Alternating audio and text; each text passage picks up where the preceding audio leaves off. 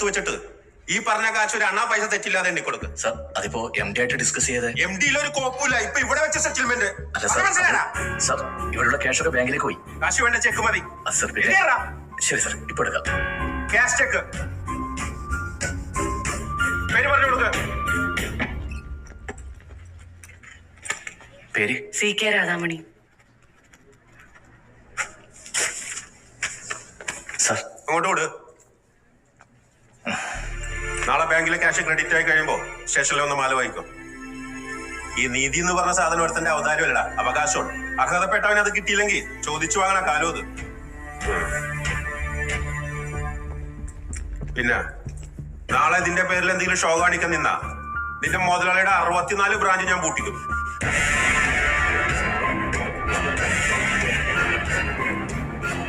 ശരിക്കും നമുക്കൊരു കേസിന് പോവായിരുന്നു. നമ്മുടെ ഭാഗം ഭയങ്കര സ്ട്രോങ് അല്ലേ?